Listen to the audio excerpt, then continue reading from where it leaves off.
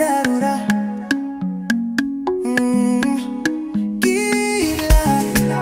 Kila sauti tasikika. Kikao cha dharura leo kimekutana na Kevin Onyango kwa jina lake la kwenye vyeti, lakini kiuhalisia watu tunamfahamu kama Kasipo na wengi wanamfahamu zaidi kama Chawa wa mama, all the way kutoka Nairobi mpaka Tanzania hapa Dar es Salaam. Anakuja kupiga story na Special Kabwanga. Bana, karibu sana Bongo. Nashukuru man. Una-enjoy Tanzania? Na-enjoy sana. Na-enjoy Dar es Salaam? Fresh kabisa. Okay. Mimi nina jambo moja nataka nianze na wewe. Chawa kwa Kiswahili ni mdudu fulani hivi ambaye huwa anang'ang'ania kwa wanyama. Anakuwa hatoki. Sasa wewe umejiita chawa. Tena umeamua kuwa chawa wa wanasiasa. Yeah. Watu wanasema ni uvivu wa kufanya kazi. Unajua wakati nilikuwa najaribu kupenya kwenye mitandao za kijamii, niligundua kwamba mojawapo ya jina ambayo ilikuwa ni kubwa sana ilikuwa ni jina ya Chawa. Sasa nika choose Chawa not because ningependa kuwa chawa, lakini nilikuwa nachukua jina Chawa kwa sababu Kenya kukwako na chawa yoyote.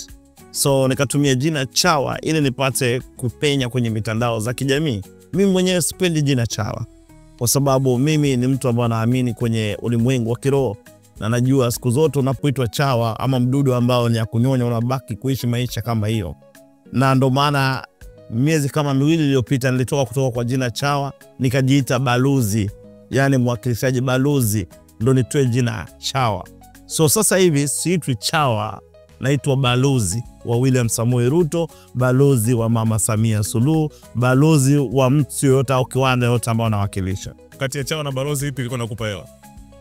Unajua naweza kutumia jina moja kwamba jina tu Chawa. Haya, jina haikupi hela, ila wewe kama brand yako vile umejipaka jina linakupa hela. So mimi nadhani ya kwamba Chawa ni jina ambalo ilifungua mipaka kwa kujulikana, lakini kwa sasa kwa sababu nimeenda kiwango tofauti najiita balozi. Wanaharakati wa Kenya wanasema wewe ni msaliti. Yes. Kwa sababu kwenye harakati zao wewe haupo. Wamefanya harakati ya Gen Z katikati ya jiji la Nairobi ukawakataa. Lakini kutwa kucha ni wewe na kumsifia Rais Samia, wewe na kumsifia Mheshimiwa Ruto. Kwa hiyo wanaona kama bado wewe ni mtu ambaye unatumika na watu hao, lakini kwenye harakati zao hazipo. Hili wewe halikusumbui? Kwanza ukitaja jina William Samoei Ruto, unamfahamu William Samoei Ruto kama nani? Kama rais wa Kenya. Unamfahamu Mama Samia Suluhu kama rais wa Tanzania. Inamaanisha ni mamlaka. Na mimi nimelelewa kwa dini, na kulelewa kwa dini tunafundishwa kuheshimu mamlaka ya mbingu na ya nchi. Hiyo ni kwanza. Namba 2, umesema kuhusu wanaharakati. Wanahisi ya kwamba mimi ni msaliti. Na kwa sababu wanahisi mimi ni msaliti ni ya kwamba sijaungana nao kuenda kufanya mambo ambazo hazifai. Wakati watu wanaenda kuandamana, kunatokea kifo, kunatokea kuumia kwa watu. Mimi ni mzazi. Mimi ni kiongozi kwa nchi yangu. Na nataka kuwania kiti cha ugavana wa Nairobi. Wale ambao wanakimbia pale kwenye street, wale ni wapiga kura wangu. Mimi nina ushawishi kubwa sana kwa jamii. Leo hii kuna wafuasi ambao wananifuatilia kwenye mitandao za kijamii. Nikiamuka nikuambia leo nendeni kwenye street, wataamuka wataenda kwenye street. Nikikataa kuenda kwenye street, watakataa kuenda kwenye street. Harakati ni nini ambao wanapigania? Wanasema wanapambania haki. Haki gani? Haki ambazo vitu ambavyo havifanyiki kwa Kenya. Nakubaliana nao mara 100, yani 100%. Lakini niliwaambia kama kuna hoja ambazo wao wangetaka kuwakilisha, kuna njia mingi sana kuwakilisha hoja kupitia mitandao za kijamii, kupitia viongozi wa dini, viongozi wao, au wao wenyewe wakuja na kiongozi. Tukiongea kuhusu Gen Z, Gen Z ni movement gani? Kila kikundi lazima ikuwe na kiongozi wao. Wewe umeona kuna kiongozi wa Gen Z ambaye amesimama anasema mimi ndio mwenyekiti wa Gen Z. Kwa kila kikundi ambao ina tatizo ama inataka kutatua maneno, lazima kukuwe na kiongozi ambao ni kiongozi wao. Ukiangalia zile enzi za Mau Mau ambao walikuwa wanapigania uhuru ya Kenya, kulikuwa na mwenyekiti wao ambao alikuwa ni rais aliyeaga dunia, Jomo Kenyatta. Alikuwa anawakilisha mambo zao kupitia uongozi. Gen Z haina uongozi. Ukiwaambia tueni uongozi hawana. Alafu ya pili ni ya kwamba wale vijana ambao wanajiita Gen Z, watu wanachukua, wanateka advantage ya Gen Z. Wanasiasa, wanaharakati, wanamuziki ambao wameisha kitalanta, wameisha kimuziki, wanatumia njia ya kurudi. Unapata paka wezi wanaingia kwenye hiyo harakati ya kuingia kwenye kufanya maandamano. So kama kweli wananiita mimi ni msaliti kwa kukataa kwenda kumwaga damu za watoto wa wenyewe, kwa kukataa kwenda kupigana na kuharibu mali za watu wengine, basi nakubali mimi ni msaliti 120%. Kasipul ni mfanya biashara. Kasipul ni mfanya biashara. Kasipul ni mkulima, Kasipul ni mume, Kasipul ni kila kitu. Wakati nimehustle juu na chini, nimepata hela zangu, nimefungua biashara yangu, ukikuja kuharibu hiyo biashara inamaanisha unaharibu maisha yangu. Wakati nimepanda mimea zangu, uende ukate hizo mimea kabla hazijakuwa umekanyaga, unamaanisha umecheza na maisha yangu. So mimi sio mtu ambao sina cha kupoteza, niko na cha kupoteza. Kwanza maisha, lakini napopoteza maisha napoteza maisha ya watoto wangu. So naangalia kwa hiyo view. Ubalozi uliokuwa nao una boost vipi biashara yako? Na posti kwenye mitandao za kijamii. Na imaanisha kwamba wale baadhi ya wawili watatu ambao wanapiga kelele mimi msaliti, inani affect kwa vyovyote. Mbona mitandao zangu za kijamii zinafanya kazi? Mbona watu wananisikiliza? Inamaanisha wachache ambao wako na roho za wivu, kwa sababu wanafikiria kwamba Kasipul ana umaarufu kubwa sana. Na nisikudanganya, watu wengi ambao wanachangia kwenye mitandao za kijamii kunipiga ni wasanii ambao walifokea, waliisha, wanatumia watu kunipiga mimi. So naweza kuambia kitu moja, mimi maisha yangu yanaendelea kama kawaida na watu bado wananikubali. Okay, umekuwa unakuja Tanzania mara kwa mara. Nini kinakuvutia kuja Tanzania? Maana haipiti mwezi na kuona uko Tanzania, haipiti mwezi na kuona uko Tanzania. Labda nikwambie jambo moja huwezi kujua, na siwezi kusema kwenye mitandao za kijamii. Labda saa nyingine dada yako ni sasa, inamaanisha mwanamke wote Mtanzania ni dada yako. Ni kweli. Sasa labda mimi ni shemeji yako. Huenda mimi ni shemeji. Huenda dada zetu wa Kibongo tayari mmoja ameshakufikia. Hiyo ni mojawapo. Ya pili, amani ambayo iko Tanzania. Ya tatu, biashara ambayo wanafanya Tanzania. Wewe unanifahamu kabisa mimi ni ambassador wa makampuni kadhaa ambazo ziko Tanzania. Naenda kaangalia kwenye page yangu.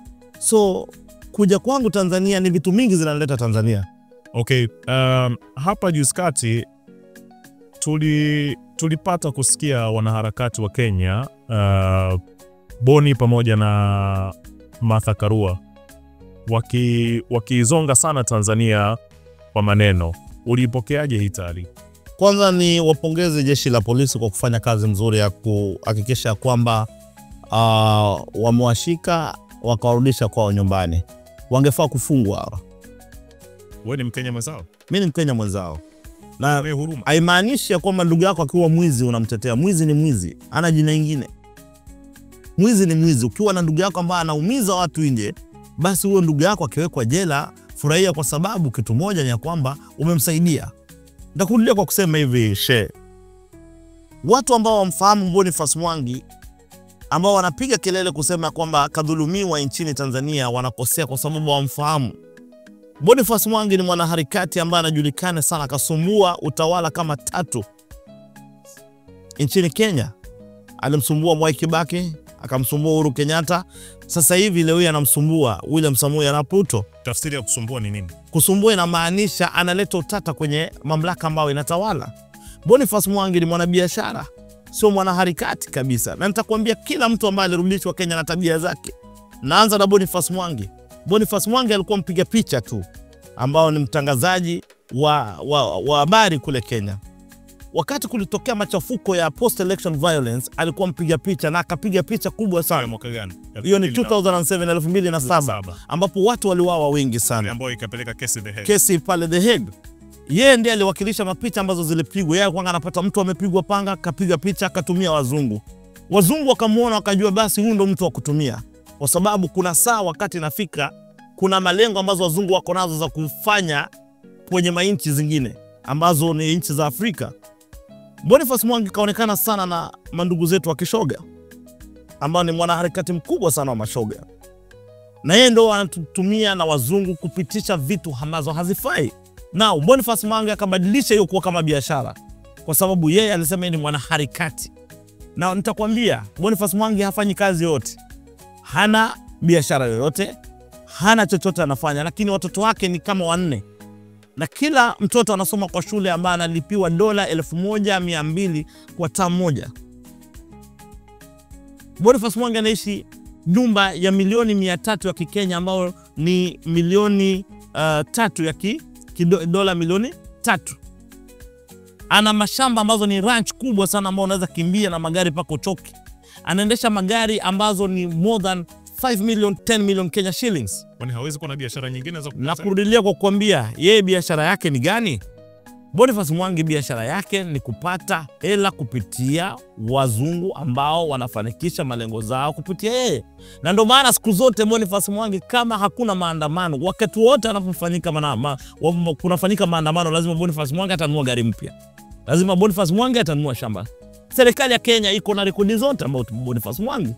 Unataka kuniambia anafaidika na hayo maandamano? Anafaidika na haya maandamano kwa sababu gani? Ndio biashara yake. Wakati maisha za watu zinapotea kwenye maandamano, yeye anatengeneza hela. Na ndio maana sisi tulimkana tukasema kwamba umeua watoto wetu sana kwa kupitia maandamano.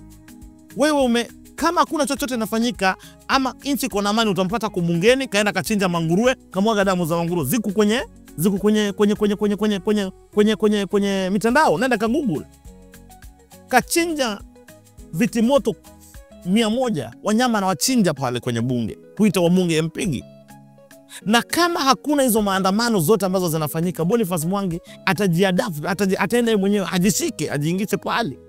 Ni kwa sababu gani? Ndio mambo yake yasonge, apate mula, apate ankara, apate cheda. Lazima hakikishe ya kwamba amefanya jambo kama hilo. Nitakwambia juzi wakati alikanyaga hapa Tanzania, kuna mshikaji wangu mmoja ambaye alikuwa anaishi naye kwenye hoteli ya Serena. Yule mshikaji alikuwa ameenda kufanya shughuli zake za kibiashara. Na alipoketi na mimi chini akaniambia, Kasipula, hata kama umeshika Boniface Mwangi kakosea, kwa sababu alipokuwa pale Serena kuna vijana walikuwa wanaingia ndani na wanatoka ambao wanapokea mafunzo ambayo haifai. Hizi za ndani hujaambiwa shehe. Mimi kaambiwa na Mkenya mwenzangu. Wewe mbona uharibu nchi yenu? Isikutosheleze utoke unataka kuharibu nchi jirani ambao ni nchi ya amani. Hizi ni mambo ambazo watu wataki kuiongea peupe, wanaogopa ya kwamba huyu ndio mtu mbaya, hafai na anafaa kumalizwa kwenye jamii. Sasa makosa gani ilifanyika ambapo yeye kashikwa tu vizuri, kapeano kwa nchi yake? Kuna Watanzania wengi ambao wamekosea Kenya, wamefanya majambo mbaya Kenya, wameshikwa kwa jela. Mbona tusiwaongelee wale? Mbona tuongelee mtu mmoja ambaye anafanya jambo ambalo ni mbaya, ya kukatili, ya kuleta maandamano na machafuko, alafu tunanyosha vidole? Lazima tuiseme kweli. Tukiongea kuhusu Martha Karua ni mwanasiasa ambao ni mkongwe sana. Aligombea kiti cha urais. Alifanya kazi na hayati Mwai Kibaki. Wakati wa machafuko wa 2007 mwaka 2007, machafuko ambayo ilikuwa ni kubwa ya kisiasa, ambao watu walitumwa kwa kanisa, watu walichinjwa, damu ilimwagika, tulipoteza mandugu na madada kupitia ukabila ambao ilifanyika. Martha Karua ndo alikuwa miongoni mwa wale watu ambao walikuwa wanashauri rais ambao sasa leo ni hayati Kibaki ya kwamba usitoke mamlakani, lazima watu wamwage damu, sisi tupate uongozi. Ndio atakuja kusema nini kuhusu amani hapa Tanzania? Watu wanabadilika, lakini hawabadiliki. Mtu yote ambaye kuna damu kwa mkono wake hawezi badilika na ataishi kukunywa damu. Sasa pale Kenya wameexhaust, wamechoka, wamefika kiwango ameona tumekunywa mingi sana, wanataka kuleta machafuko hapa. Willy Mtunga ambao ni jaji mkuu ambao alikuwa amekuja na Iereni, kwanza ni miaka 75. Yeye siku zote anatetea zile vikao za wale watu wengine ambao tunawajua. Unapotea pointi. Wakati kulikuwa na machafuko kubwa sana, watu walikimbia mahakama. Wakasema, jamani, wewe ndio jaji mkuu, sema jambo, watu rudi kwenye election ama nullify election. Kaangalia hivi peupe kama uchaguzi mimi, akasema kwamba huyu ndio mshindi. Yeye ndo anakuja kufanya nini hapo Bongo? Tukibaki hapo kwa wanaharakati. Kwanza wanaharakati sio mbaya, tunakubaliana nafu. Lakini kuna wanaharakati ambao wao wanakuwa ndio wanahamasisha baadhi ya vitu kutokea. Vingine huenda vizuri, vingine huenda vibaya. Unafikiri hao wanaharakati muda wote wanafanya vibaya? Wanaharakati ni mtu ambao unapofanya harakati ambao inafaa kwa njia ambayo inafaa ya amani, unabaki kuwa mwanaharakati ambao anafaa. Lakini mwanaharakati yote ambaye anafanya vitu kwa fujo na kukosesha jamii amani, huyo hafai. Kwa nini wanafanya hivi? Wanafanya hivyo kwa sababu nimekuambia na nakulilia, labda saa nyingine kuelewa kwako ni haba kidogo, lakini sasa hata nikupasue ya kwamba wanaharakati wote ambao unaona wanaleta machafuko wanapewa hela. Wao kwenye biashara, kupiga kelele, kuleta fujo, picha zikitumwa wanapewa hela, kwa sababu kuna watu ambao wanasukuma ajenda zao kupitia kwenye maandamano. Wanaweza kuwa wanabiashara ambao wanahisi ajenda zao zijachukuliwa vizuri, ama wanataka kubadilisha, ama kuna mapinduzi fulani, so wanatumia wanaharakati kupiga kelele. Hizi ni vitu ambazo sisi experience kama Wakenya. Nikikwambia sasa unakaa chini na kufunza, kwa sababu ni vitu ambazo tumetumia kuanzia mwaka 2002, 2007. Tumepitia mambo mazito sana kama nchi, na tuna experience ya kutosha, kwa sababu tuko ndani na nje ya serikali tunasikia.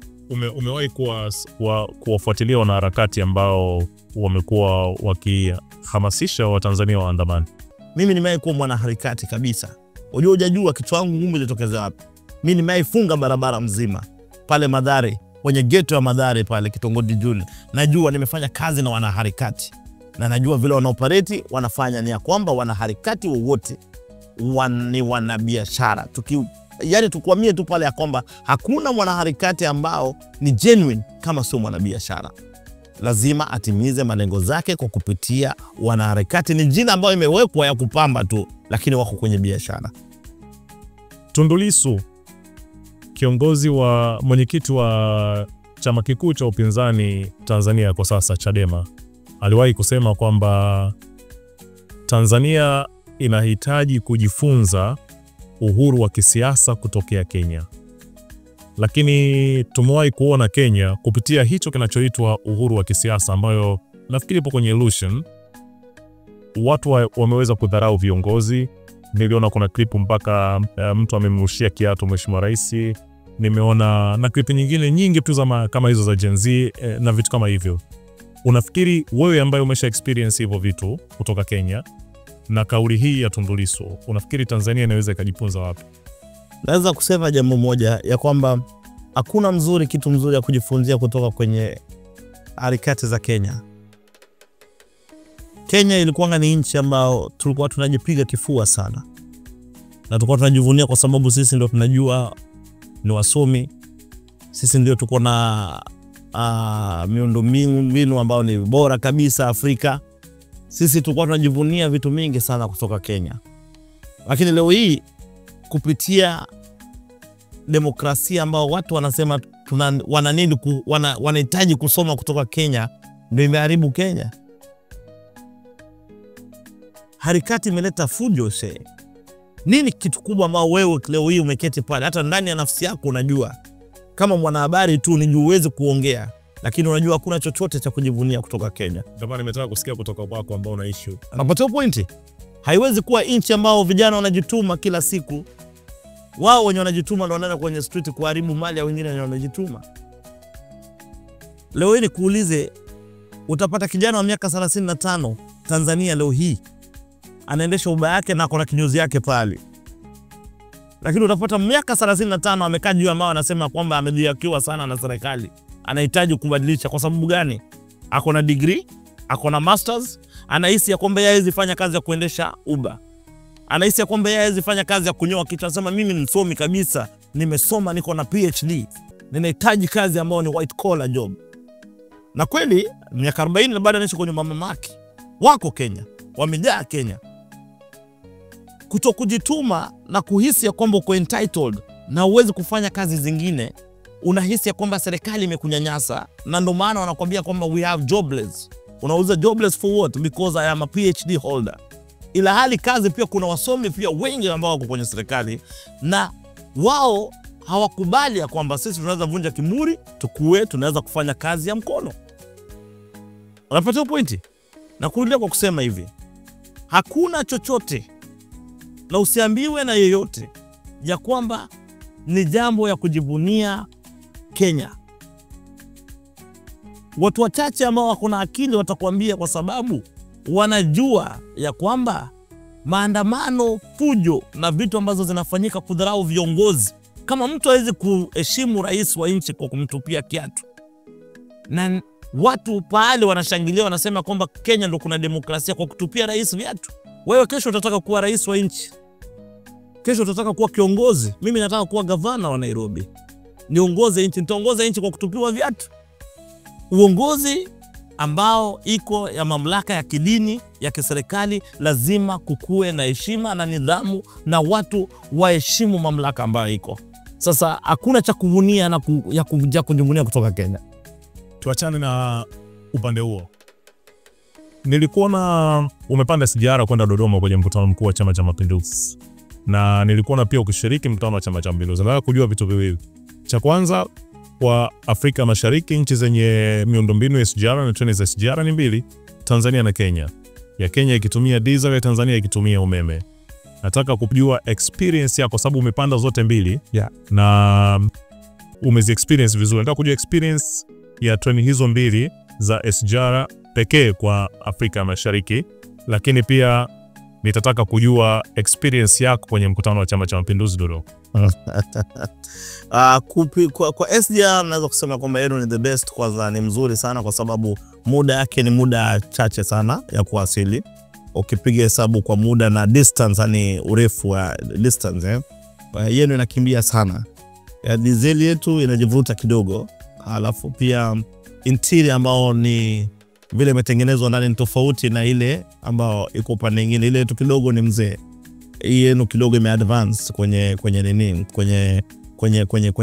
kwenye system. So naweza kusema kwamba SGR ya Tanzania iko the best in Africa, in East Africa. Hata naweza kusema apart from Egypt, Tanzania na hiyo Morocco, nchi za Kiarabu kidogo hapo wenye iko na asili za Kiarabu.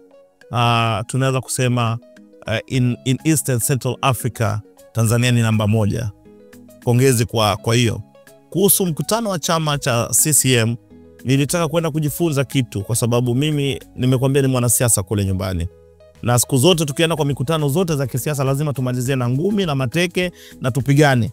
Hakuna ambao imewahi kuisha na amani na watu wanafurahia hivyo. So tofauti ya vyama vingine vya kisiasa na CCM ni ya kwamba mipangilio ambayo iko ya kuingia, kutoka, kuketi, furaha na vitu zote ni tofauti na zile zetu. Zile zetu nakwambia lazima tumalizie kwa kurusha kiti na kupigana mangumi. Inamaanisha kwamba chama cha CCM ni chama cha amani. So naweza kusema nilikuwa na experience mzuri, kulikuwa na makaribisho mzuri na watu hawabaguliwi. Like wewe, watu hawawezi kuangalia na macho tofauti ya kwamba wewe Mkenya kuja kufanya nini kwenye CCM. Ni tofauti sana. Na upendo na amani ambayo iko na CCM tunawapea pongezi. Nilikusikia kwenye clip moja wakati uko Dodoma pale uko unasema Tanzania inahitaji kubaki CCM inahitaji kubaki madarakani. Unaambiwa Tanzania mbakishe Rais Samia kwenye uchaguzi mkuu wa Oktoba.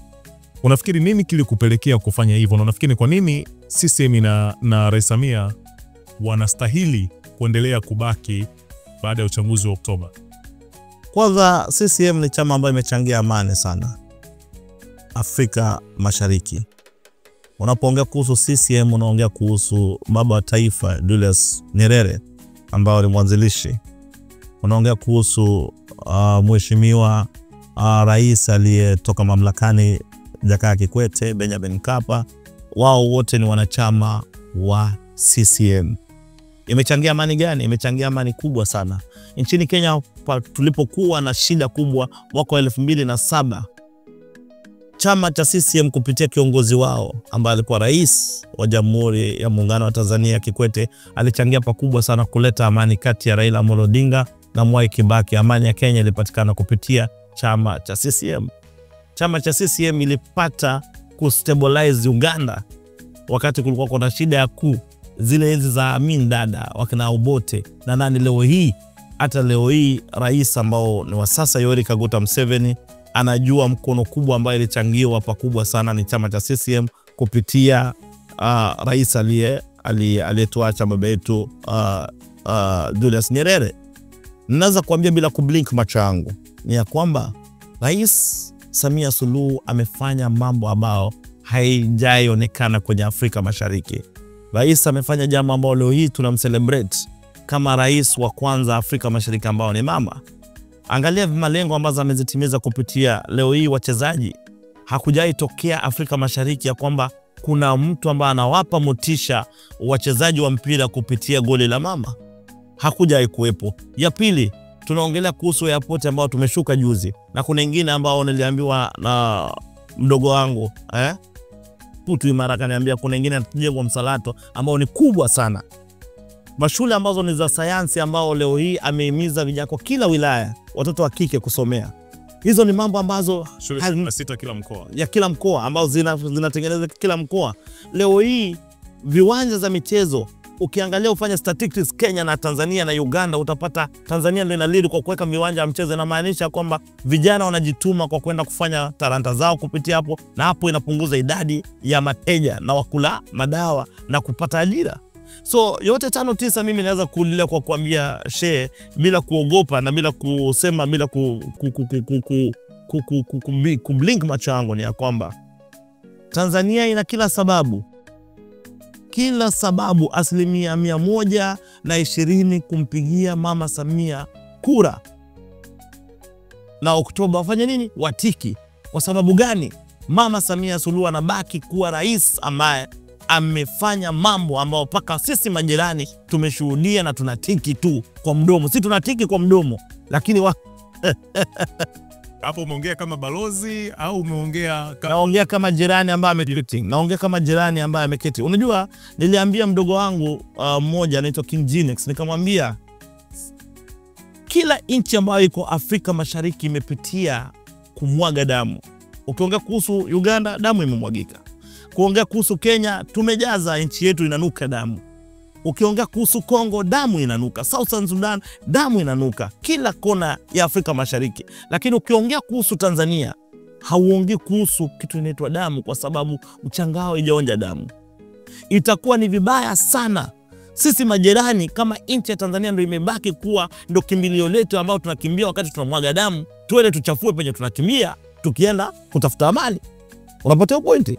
Nakumbuka Pastor Ezekiel aliwahi kuasa wana Afrika Mashariki kwamba nchi pekee ya kuilinda sana iwe ni Tanzania, kwa sababu ndio hub ya watu kukimbilia. Hiyo unakubaliana? Alisema tu jambo ambalo sisi wote tunajua. Ameongelea Wakenya karibu milioni 20 ambao wanasema jambo kama hilo. Leo hii nenda Arusha pale mjini, kuna maandamano inaendelea Kenya. Utapata number plates za gari za Kenya zimejaa Arusha mjini. Watu wanakula bata pale sana. Yaani wale wameepo wanakuja kula bata.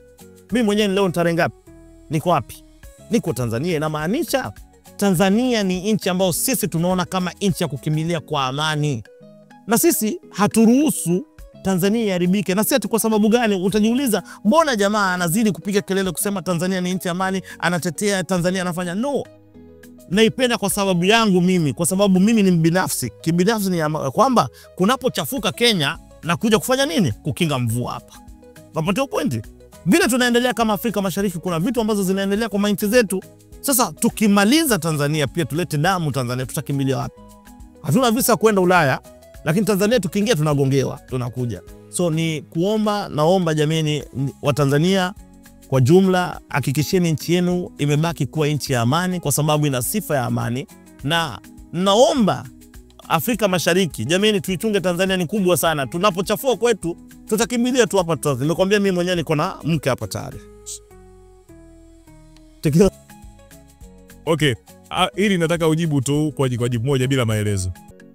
Nitakutajia baadhi ya nchi na nchi, uniambie ukipata nafasi unazowaishi wale. Rwanda, South Africa. Rwanda. Rwanda, Egypt. Rwanda. Rwanda, Tanzania. Tanzania. Tanzania, England. Tanzania. Tanzania, USA. Tanzania. Tanzania, Japan. Tanzania. Tanzania, Uganda. Tanzania. Ya mwisho nimesema naitoa Kenya, sababu Kenya ndio nyumbani.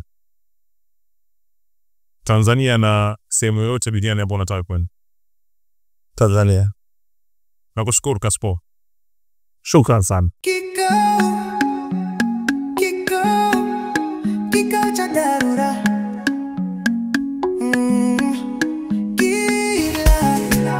Kila sauti tasikika.